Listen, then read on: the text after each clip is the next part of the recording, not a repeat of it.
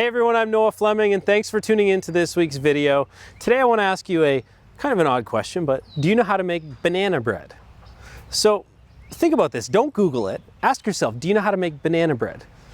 I do, in fact, know how to make banana bread. We make it quite often for our kids. We buy a lot of bananas. Very often they rot, they go to school, they come back in the lunch pail, they haven't been eaten. And so on Saturdays, we often make banana bread.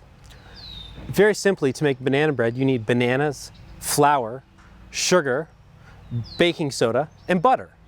Now there's thousands of variations to that, but you can make it with those ingredients.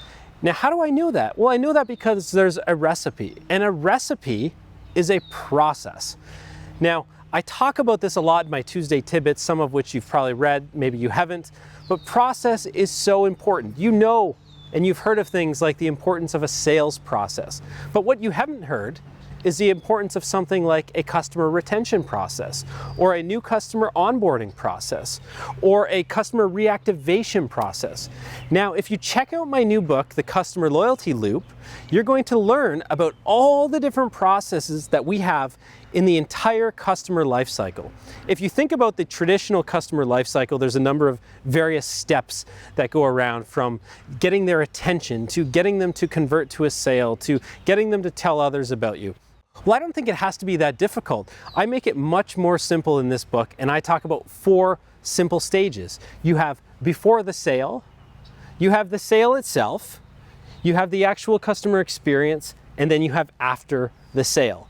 Now, the secret to improving in all of those areas is to understand that in each area of the customer lifecycle, there are various processes that you can use to increase your relationship with your customer, to build better customer retention, to get greater customer loyalty, to create far more word of mouth, to create more referrals, and to generate even greater results.